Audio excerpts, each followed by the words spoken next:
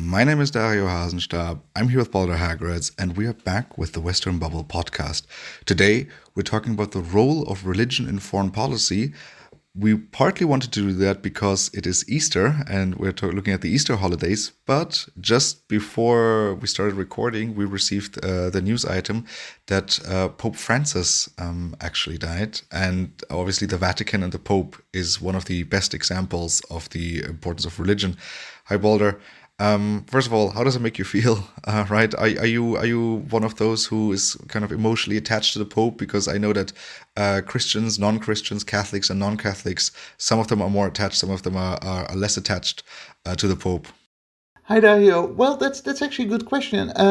My attachment to the Pope is obviously not because of religion, because I'm not Catholic or Christian, but it is because of his politics. And I am sad in the sense that the Catholic Church is an institution that has enormous impact around the world, especially in the West, which is relevant for our podcast.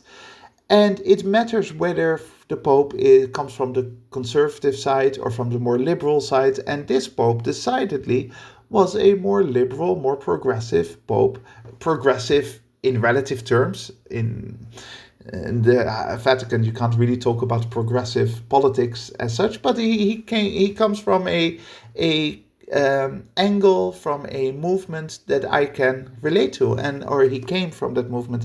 And so in that sense, I'm also affected. I'm sad. I liked him as far as popes go, and I think it's going to be a very, very interesting few weeks to see who's going to be the next one, because there's going to be a fight in the Vatican between those two different sides. I also think one of the reasons why the people generally like the Pope or figures such as the Pope is because they represent a certain degree of continuity, right? I mean, I think there were very few people who weren't sad when Queen Elizabeth died, just because she had always been there, right? Whether you like the monarchy or not, but so just having someone there who also kind of is so devoted to their position, right, that they believe, oh, my personal opinions are not as important as the well-being of the state, right? It's very similar to the Pope, and I think for the Pope, there's this added level of you can't really step down as the Pope. I mean, there's one who did it, right?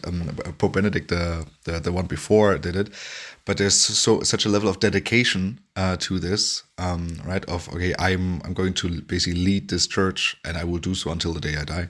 Yes, and that's the case even for those who are not Catholics, or who call themselves Catholics but don't follow the Vatican. Um, I think the symbolism that you mentioned with respect to Queen Elizabeth is exactly right when it comes to popes, right? There is a layer, an emotional layer, especially for people in the West or elsewhere in the Catholic world, who that connect to the symbol of the Pope or the symbol of the Queen, especially if it is someone who's actually had some real impact on the organization, on the country, on the religion. And I think that's very much the case here. It's very clear that going from Pope Benedict to Pope Francis was a major shift in the way that the church looked at itself and the way that the church communicated to its flock. And I am sure that a lot of people are going to be affected by this, even those who are not Catholic themselves. And particularly Pope Francis' kind of ideological outlook, I think, was very telling of the times that we lived in when he was chosen. Right, so if I remember correctly, this was around 2013, I believe. Correct me if I'm wrong. But there you had a Catholic Church kind of on the decline, right? More and more people leaving the church, not being happy with, for example, how certain scandals were treated, right? For example, the abuse of minors. So you had this reformer-like person that they chose, but that's no longer the world we live in, right? I mean, that's one of those the major theme that we've been talking about for the last 1.5 years. I mean, this podcast has also existed for quite some time, but we've kind of been living in this constant, right, dark cloud over this world, and that actually leads to a situation where before the Catholic Church was declining, right, and I think the membership within religions, right, in the West, constantly on the decline. And this year we're actually seeing something different, where They were just like read the numbers that came out of France, where they kind of revealed the highest number of the highest number of new entries of baptisms in the Catholic Church recorded in the last 20 years, right? Where it's basically from last year to this year, the increase is 45%. There's 10,000 people who got baptized in France basically this year already. And it's mostly young people, right? And that kind of shows you what times we're living in, when people are again turning towards religion because the rest of the world doesn't seem to be going so well anymore. This is a very common pattern, of course. In times of confusion, in times of chaos, in times of fear, religion or the church, which is not exactly the same, right? On the one hand, you've got the church. On the other hand, you've got the religion. Provide not just comfort, but also some kind of meaning that is hard to distill in a world in flux, right? And that also shows that the church is not simply about believing God, right? Any kind of religion, any church or organized religion is a path towards some kind of meaning even here on earth, not just about the afterlife or not just about the divine will, but simply what are we doing here? And in that sense, Pope Francis, even before you look at the chaos that the world is suffering from at the moment, Pope Francis, with his background in liberation theology, his background in really political relevance, seemed to provide answers to people, right? In a way that Pope Benedict was incapable of doing, because Pope Benedict didn't have that that message that people could connect to. And then if you combine Pope Francis's own theological and philosophical background with a world that is completely messed up at the moment, you can understand why people are going back to the church, go back to trying to find meaning on Sunday morning, during Easter, etc., etc. So this episode is basically a part two to the last episode we did on religion. It was, is the Western bubble a substitute religion, right? That was episode 72. And we actually recorded last year at Easter, so on March 27th. Today we want to look a little bit more, right, less at the personal level, more at the institutional level. Right, precisely looking at, okay, what is the role of religion, but also institutionalized religions or churches in foreign policy making. And before we look at any of the right individual different branches of religion, right, or the different interpretations, let's look at it on a kind of more macro level, and the difference in religions, kind of on just the interpretation of kind of faith or spirituality, and how that then kind of has an impact. And here the clearest difference is the one between hierarchy and structure. Right? So there are religions such as Christianity, particularly with the Catholic Church, where you have the Pope, the Vatican, a clear authority. And then there's other religions where this is less organized and less hierarchical and more structured. And the extreme, like the other extreme here, right, going from hierarchy to structure, would be Buddhism here. Yeah, and the Catholic Church is absolutely the most hierarchical form, not just within Christianity, but worldwide. You can't get more hierarchical than the Catholic Church, right? It was set up at the end of the Roman Empire, very much also as a social construct, not just as a path towards the spirituality you mentioned or towards God, but as a very clear social construct.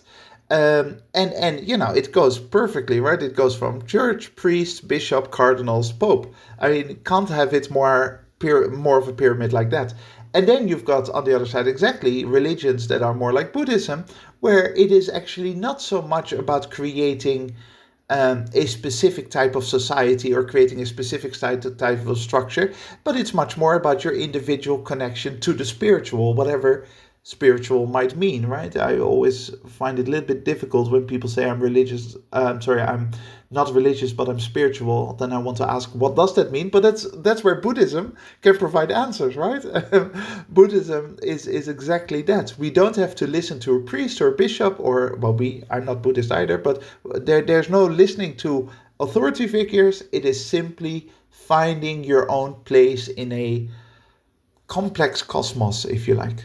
And that has very different implications for the impact of religion on international relations, on policy making, and on how countries perceive themselves, right? Buddhists don't go to war over their religion, and Catholics very much do. Buddhists typically don't go down a route of trying to convert others. They are happy to talk to you about their experiences, but it is not their mission to make you Buddhist. Catholics very much see it as their mission to make you Buddhist. And this is very clearly also visible in not just the difference between Catholicism and Buddhism, but the difference between the Abrahamic religions and other types of religions, right? Abrahamic religions, Islam, Judaism, and Christianity are all very much based on this idea of spreading the word and making sure that everyone comes to believe in their version of God, whereas most other religions don't have that urge.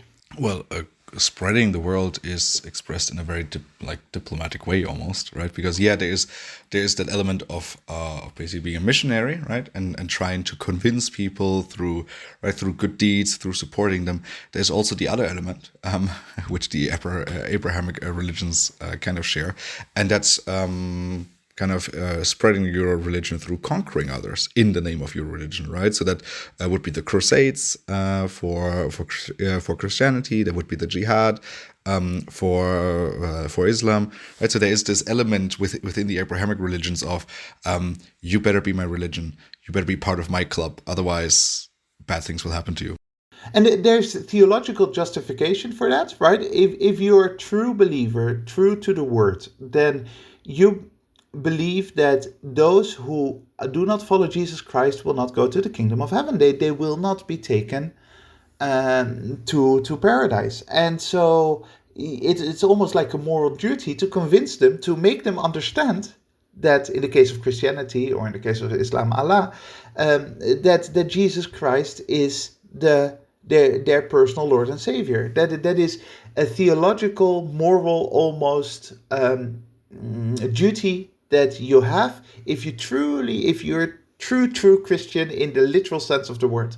Now, most Christians nowadays do not interpret it that strictly, and I think it's fair to say that most Catholics, including the Vatican itself, by the way, do not believe in the literal interpretation of hell. So they don't have that moral construct that Abrahamic religions traditionally do, but there's still very much that kind of feeling, that's discomfort with someone not belonging to your religion, especially if you like them, because you would like them to be embraced by Jesus or by Allah. Then there is the political aspect, right? And it's sort of a chicken and egg thing. I would argue that probably the theological reasoning was very much constructed around a political structure. And there is the idea of, okay, it is actually incredibly useful politically, geopolitically, for us to say, hey, if you're not Christian, then we have a moral duty to convert you. And if we need to do that with guns, and if we need to do that by force, then we'll do so. Because that, of course, allows an enormous freedom in terms of conquest, in terms of war. I mean, I would, right.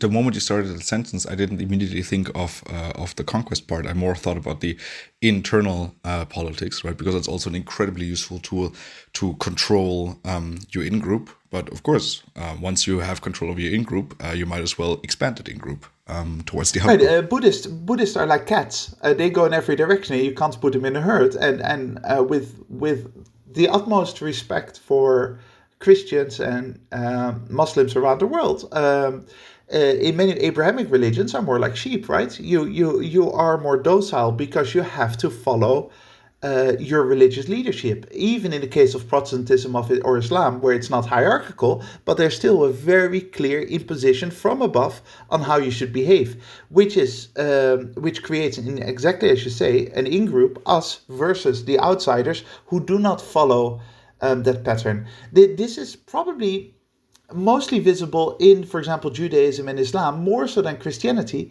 the enormous set of almost random, I mean, I say that as someone obviously who is not an insider, but almost artificial rules that people have to follow, right?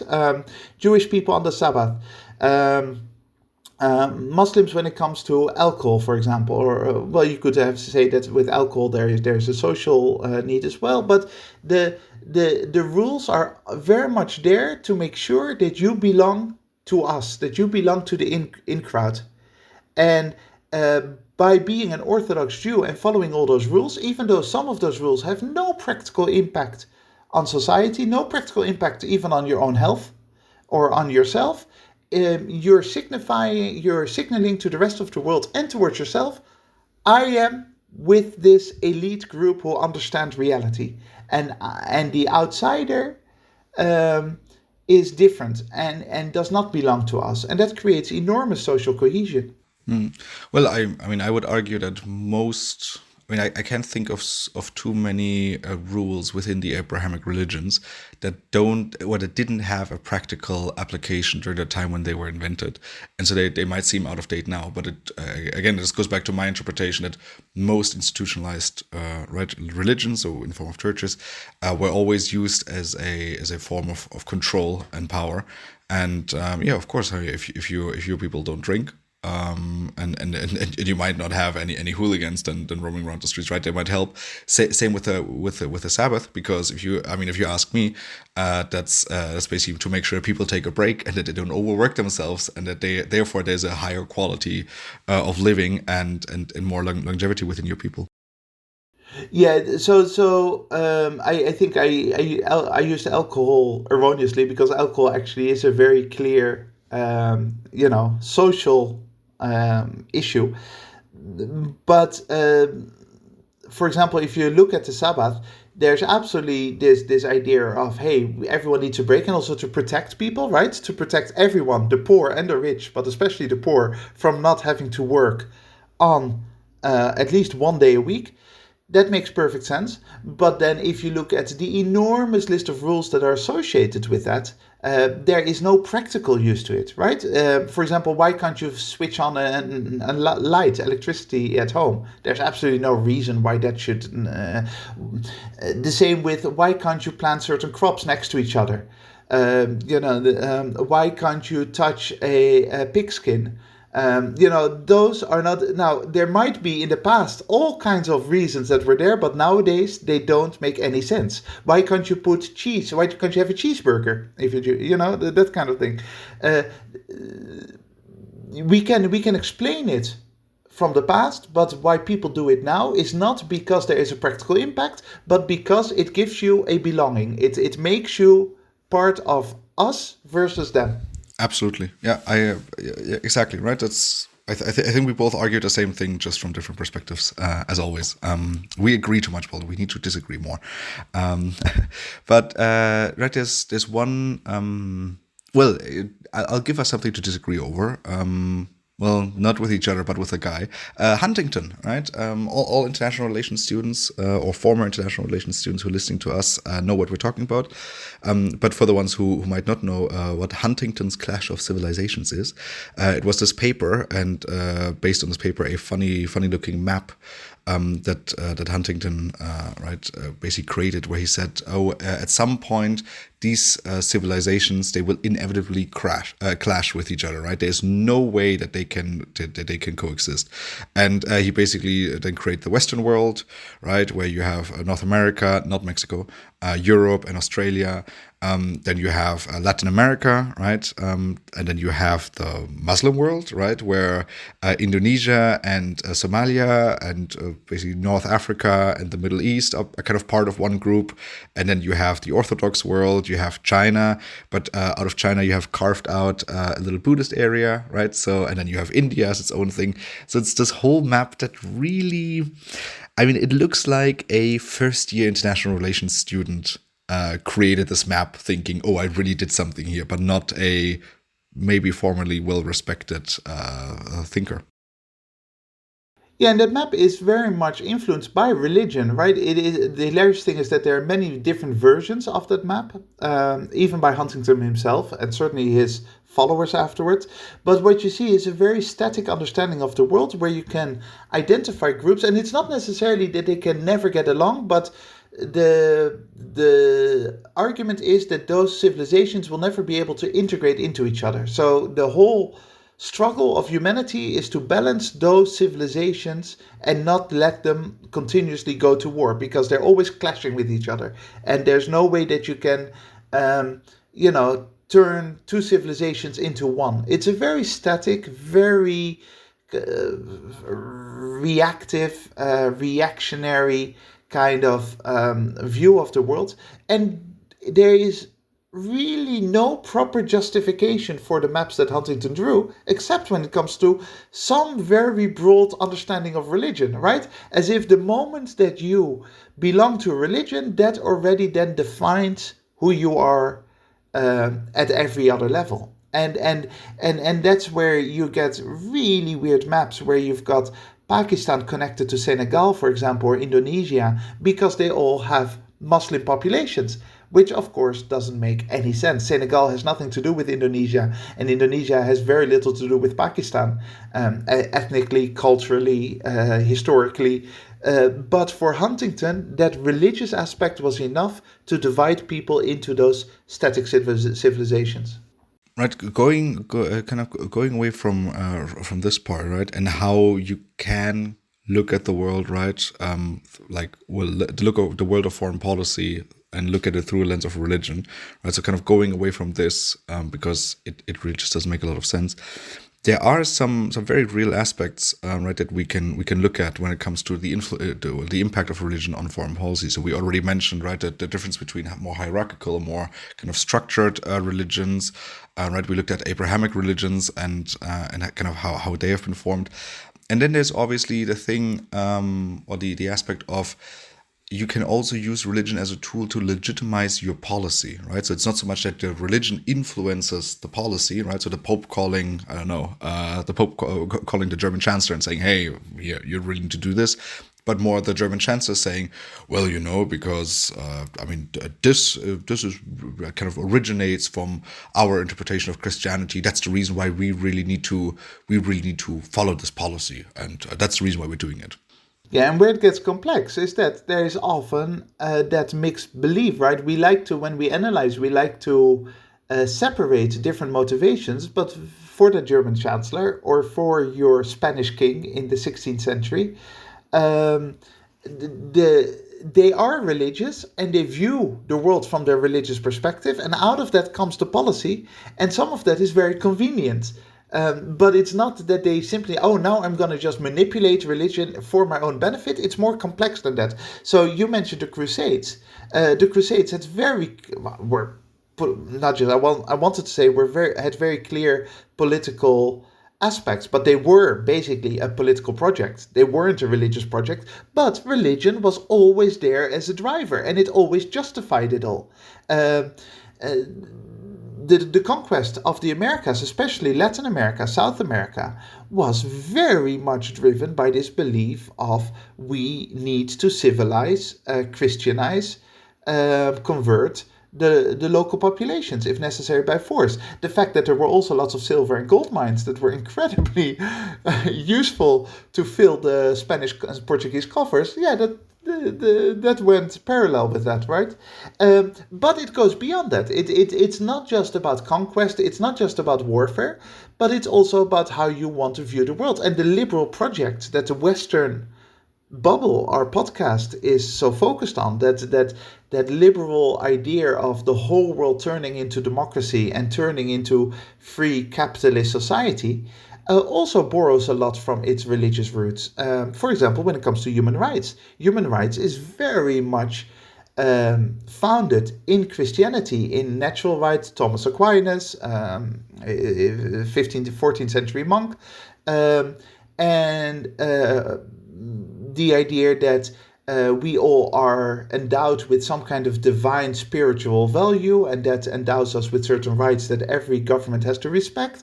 So religion basically allows us to turn the world into our own image and to justify us doing so. And whether that's through the Crusades or human rights, it's the same pattern. And a lot of people who hate the Crusades love human rights, but they have to acknowledge this aspect, right? a fundamental aspect of the Western bubble.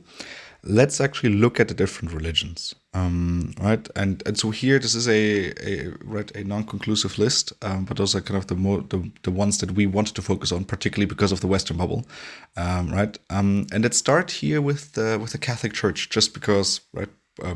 Pope Francis just died, but also because the Pope is the clearest kind of tool to influence foreign policy, or also domestic policy. And particularly this Pope, particularly Pope Francis, has become even more active than others, right? Particularly on topics such as peace, right? Kind of driving peace, calling for peace. I remember he was one of the first kind of actors within the West to call for peace in Gaza. Before anyone else did it, right? He always advocated for humane treatment of refugees and migrants, something hugely unpopular within Europe and in North America right now. So yeah, within the Catholic Church, you clearly have the Pope. Yeah, if you do religion right, and I think this Pope, I mean, I know that, look, Pope Francis wasn't perfect, of course, and it's very easy to criticize him. I think that people have to understand that he was still heading an incredibly conservative, slow-moving institution. So even if you have all the right ideas, it's very difficult to take that whole institution with you, right? There's a lot of backstabbing, internal politics within the Vatican, etc. But if you do religion right, and I think Pope Francis really tried to get it right, you basically remind people of common basic human values, and you take them away from the idea of hatred, the idea of violence, right? We've often in this podcast, I've often quoted Martin Luther King, very much using religion as a source for peace and connection and bringing different groups together. If it's done badly, then it can go completely in the other direction, right? And it can tear society internally or externally apart. The Spanish Reconquista, which here I live in Spain, and in Spain it's still told in schools as something positive, in many ways was terrible news for other religions, right? Under Muslim rule, there was much greater tolerance than under Christian rule after 1492, when the whole Spain became Christian once again. So it's one of those cases where you can see, if you study the Catholic Church and its very hierarchical structure, you can see when it's done in a way that is productive, constructive, where it actually helps people, or where it can be incredibly destructive and actually make the world a significantly worse place. The other aspect that might be interesting to analyze here, Dario, is the difference between how the Catholic Church influenced Latin America versus how Protestantism influenced the United States, and how the United States therefore positioned itself very differently in international relations than Latin America has. I mean, starting with this, and here again, my heart as an international relations student kind of like is beating a bit faster right now, because you always look at it through, okay, what's the different setup of North America versus South America, right? And what was the different approach to colonization, and then also very interestingly for the Western bubble, how did that approach how does that differ in how the countries are set up, right? While the Catholic colonization was very much focused on extracting something, but replacing existing structures with their own. In North America, it was a bit more Protestant, and a bit more, right? Also business driven, almost capitalist driven, right? Kind of saying that, oh yeah, this is not financed by the Vatican here, but no, we're going out there as a business and we're setting this project up as a business. And I think you can see that difference within foreign policy as well. Absolutely, and it's not just the business driven aspect, but North America, the United States in particular, was politically as well as religiously a rejection of the old, right? It was Protestants who are, Protestants, the name says it, it's protesting against the former church, against the Vatican. Protestants who escaped Europe to do something new. And they didn't have a Protestant pope, because there is no hierarchical structure within the Protestant churches, that told them, oh, you have to behave. So Protestants all of a sudden were free to create a new project in the United States.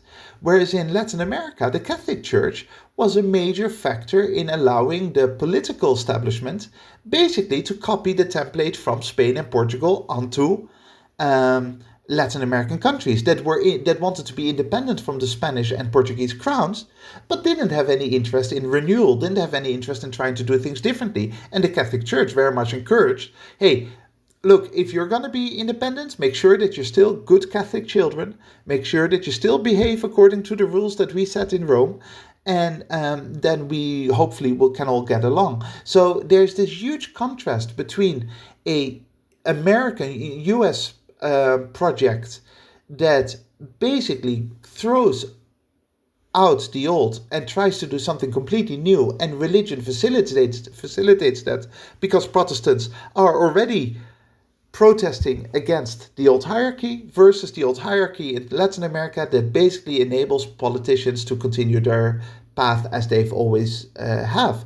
And the consequence of that is that the United States turned into a booming force in international relations and the dominant superpower of the 20th century, whereas Latin America has never actually been able to position itself like that because it's always been struggling with those class struggles with the hierarchy versus populism, the idea of the old versus the new. It has never been able to have a new project like the United States did. And it's one very, very interesting explanation of why countries like Argentina, Brazil, Colombia, Peru, etc. have not played a more proactive role in international relations, because they never had that foundation that the United States had.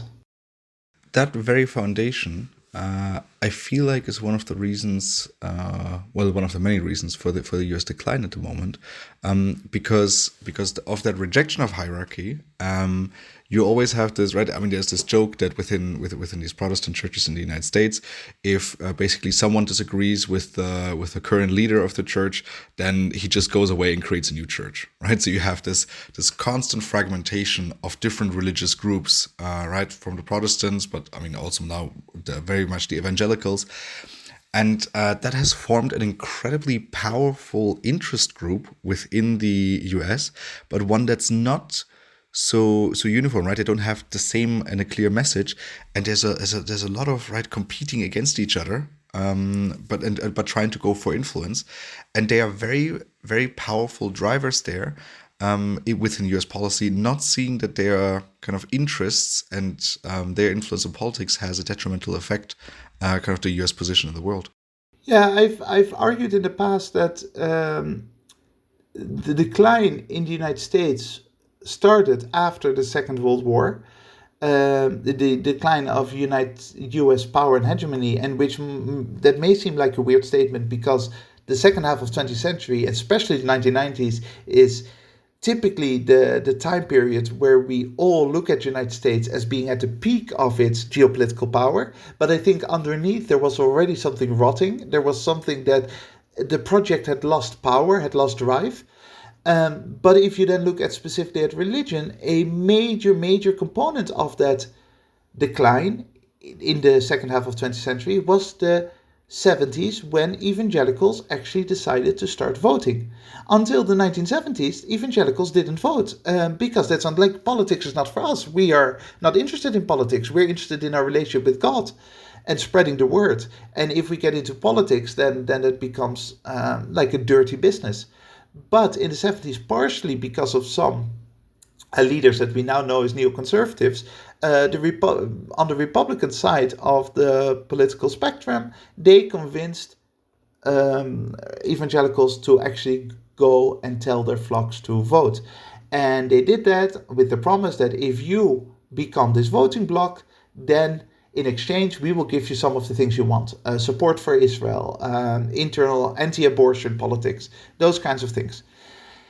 And at that moment, you see all of a sudden religion becoming much more influential and powerful, and therefore probably detrimental to the health of the US system than what it had been until that moment.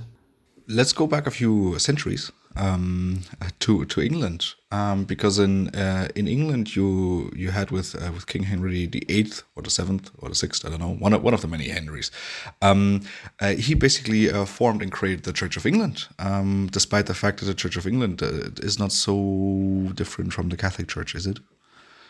Yeah, I'm kind of shocked that you don't know that this is Henry VIII. I mean, Henry VIII is one of those figures that every person should know, just for many reasons. I knew it was a Henry. Well done. You got half of it right. Yeah, so Henry VIII, but started the Church of England, and the fascinating thing is that even though the Church of England is typically, the Anglican Church is typically put in the box of Protestant churches, Reformed churches, basically those who rejected the power of the Vatican. In many ways, theologically, the Church of England is just a lighter version of the Catholic Church. Theologically speaking, it's got very little to do with Lutherans or Calvinists or the true Protestants, right? It was purely a political choice. And then after that, you've got Church of England theologians who try to distinguish themselves from the Church of England. And you see the two separate. Whereas the Protestants had their theology before they started Protestantism. They started thinking about things, and they started rejecting the way that the Catholic Church viewed the world and viewed the relationship with God, etc., etc. In the Church of England, it was the other way around. First, there was a political choice. Let's create our own church. That way, I can marry who I want, and I can do my own thing, and the Pope doesn't have any power over my domain. That was basically the choice that was being made. And then in the centuries after that, you see theology trying to actually create some kind of identity that isn't a carbon copy of the Catholic Church, which is fascinating, and it shows how religion can be very directly, very practically a tool for global leaders. And then it became an important tool for further politics in the 15th century and 15th and 16th century. Hugely important, and the Church of England became a player, not directly, not militarily, as far as I know, but certainly indirectly when it came to financing and politics within the religious conflicts, within the politics of continental Europe in the 16th and 17th century. It became a major player when it came to the Peace of Westphalia, etc., etc. Even though they really did not have to fight that fight, they were still very much involved in terms of financing and support. Interestingly enough, by the way, just on a side note, the religious wars, which were typically, the Catholic Church versus Protestants, also saw Catholic France siding with the Protestants for geopolitical reasons, right? So in that case, France said, okay, we're looking at this fight between the Vatican and the Holy Roman Emperor and the Protestants. And yeah, theologically speaking, we should kind of side with the Pope, but actually we don't want the Holy Roman Emperor to become too powerful, so we're going to side with the Protestants instead, which is, again, a fascinating dynamic between religion and politics. I mean, there's another case study that's very recent, and that's when you had the Eastern Orthodox Church suddenly be split into a big one, the Russian Orthodox Church, and the Ukrainian Orthodox Church after Russia decided to invade Ukraine.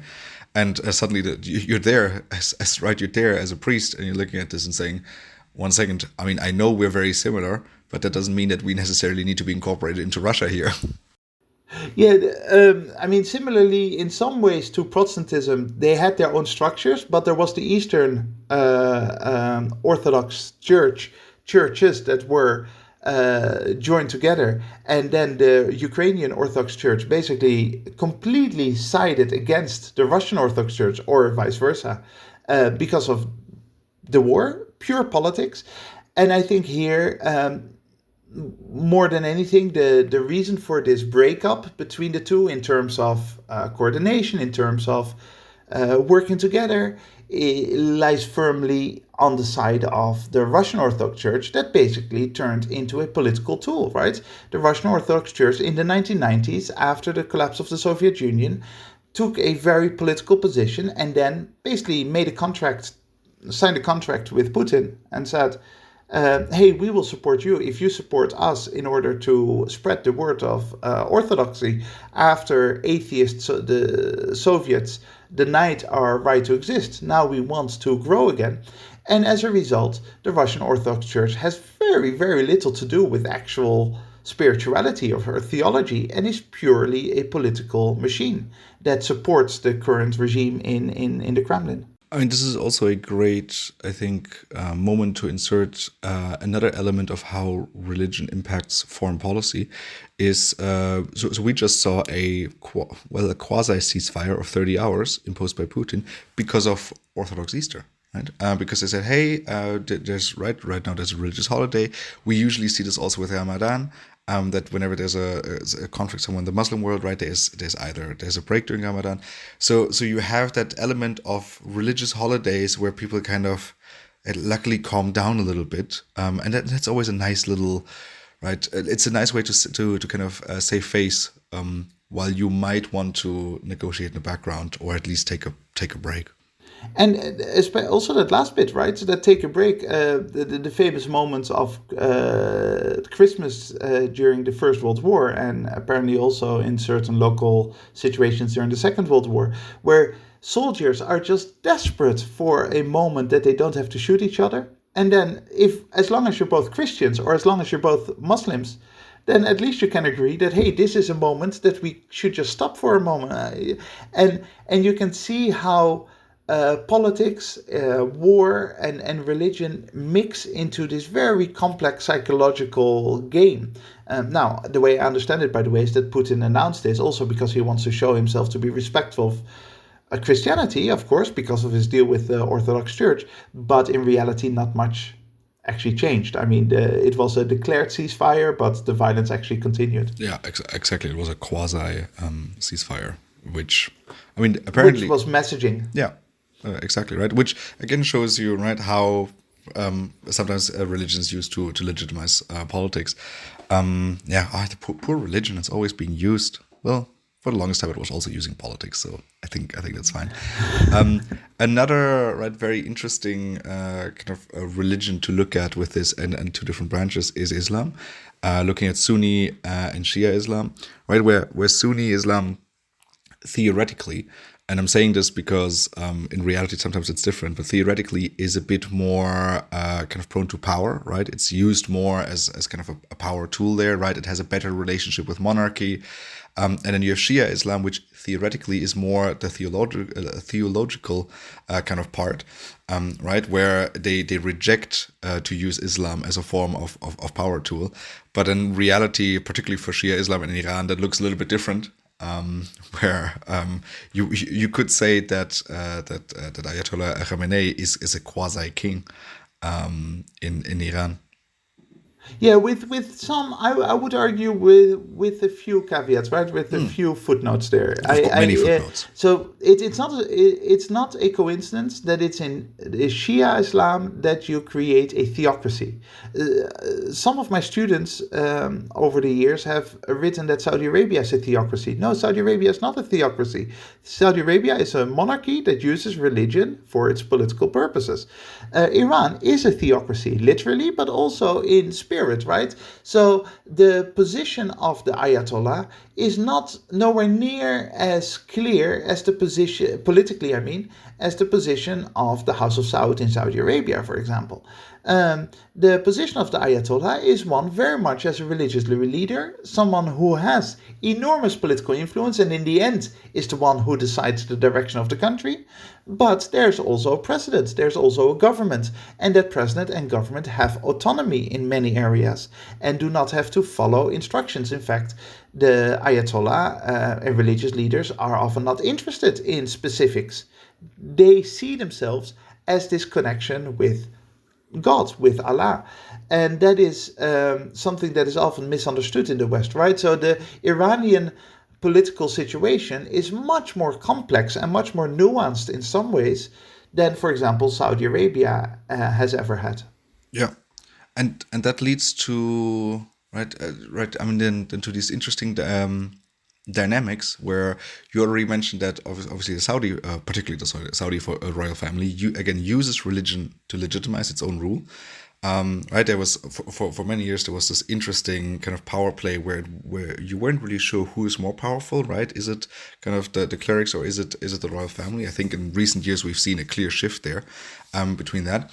So you have right, you have them kind of right, rejecting the use of religion for power, which is also one of the reasons why they despise political Islam so much, right? Where they say no, please keep religion out of politics. We don't do that over here, right? Kind of seeing the irony in that. And yeah, I mean, there's patterns, right? Patterns you start to recognize when it comes to domestic policy, foreign policy, and religion. Absolutely, and it has very direct impact on the real world. So, for example, I would argue, yes, there has been this power struggle between clerics and the monarchy in Saudi Arabia, but the House of Saud is in charge, has always been in charge. It's just that sometimes they had to listen a little bit more to the clerics than at other moments in time. And there is very little evidence that they themselves are actually particularly religious. But they use the idea of guardians of Mecca, the idea of leaders of the Sunni world, less philosophically complex than, for example, Egypt, right? Egypt would be another Sunni power, but Egypt has much more intellectual and philosophical debate and movements that muddy the waters. Saudi Arabia, by having a monarchy that uses religion to clearly state, no, we are clear protectors of Mecca and clear protectors of Sunni Islam, has the impact that they automatically have difficulty connecting with Iran. In fact, a large part of the rivalry between Saudi Arabia and Iran is because Saudi Arabia needs to project this Sunni defense against Shia Iran. And it leads to Saudi Arabia investing very heavily in religious education around the world, specifically Sub-Saharan Africa, for example. Huntington's drawings, right, where Saudi Arabia is investing millions and millions in schools in the Sahel region, in countries such as Mali, in countries such as Senegal and elsewhere, in order to basically make sure that they can connect to other parts of the world through religion and then reap the political and geopolitical benefits. And just to kind of bring this back to the Western bubble a little bit, right? Again, those are all Abrahamic religions, and here you see that lately you kind of see that attempt to reconnect between the Christian world, right? So the Pope, also the Orthodox churches, with kind of the leaders of the other ones to kind of regain importance in this ever more secularizing world. But you also see that Abrahamic kind of cover thrown over politics with the Abraham Accords, right? The ones that our dear leader, sorry, I can't stay serious with this man, but that our dear leader Donald Trump came up with in his first presidency, right? Where he kind of used that, saying that, we're all the same basically, right? We're kind of the Abrahamic religions. We disagree on who the prophets are, but we're all kind of the same. And let me use kind of this cover of religion here to normalize, to kind of pressure countries to normalize relations, right, between the Sunni Arab world and Israel.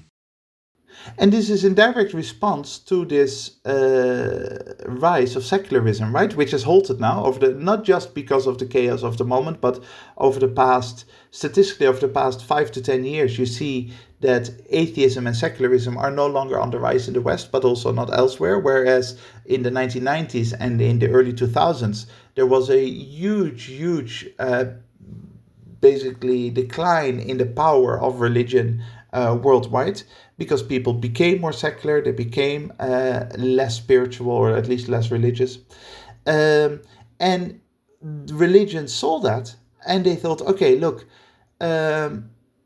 there's one enemy that is worse than the other religion, and that is atheists who don't believe in God at all. Opinion polls clearly showed that the least trusted politicians in the United States during the War on Terror were not Muslim politicians, and I'm saying this because the War on Terror was very much Christianity versus Islam, but were atheist politicians.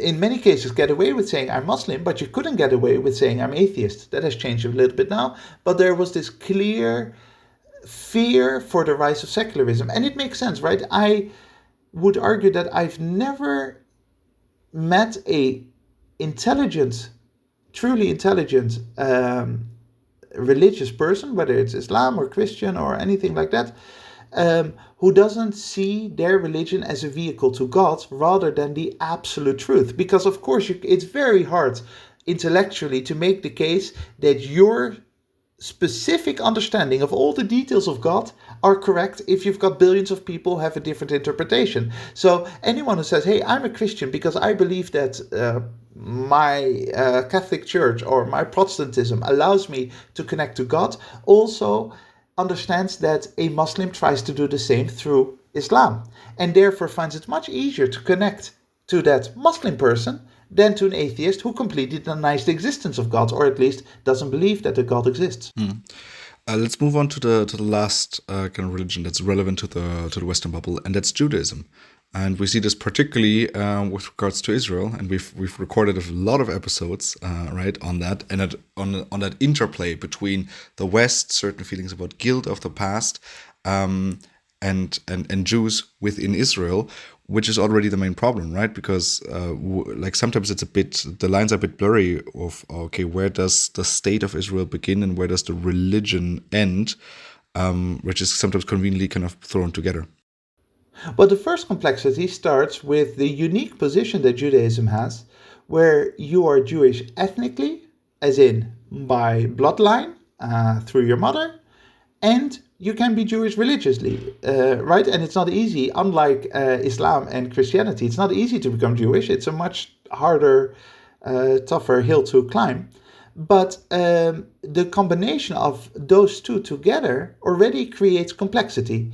So if you are now criticizing something about the religion, about the Jewish religion, about some aspect of Judaism, I don't know, the Torah, the Old Testament, are you immediately anti-Semitic? Well, that depends on how you define it. Do you define anti-Semitism as against anyone who is Jewish, either secularly or religiously, or do you define it as something else? And that becomes then a much bigger problem when it comes to Israel, right? So Israel is very much a state that is created because of religion. It is a state that, even though it's in the constitution secular, it is there to defend Jewish people against ever being the minority again after the Holocaust, after the crimes of the Second World War.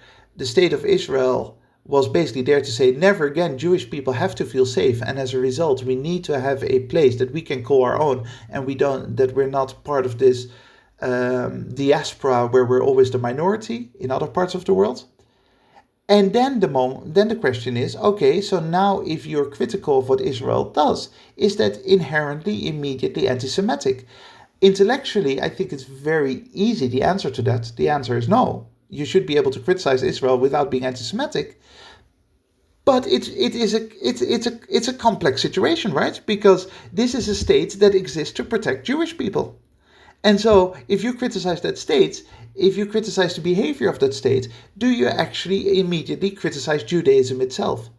And that makes the whole conversation so very, very frustrating to have, especially when you see the enormous violence and slaughter that has happened over the past year and a half.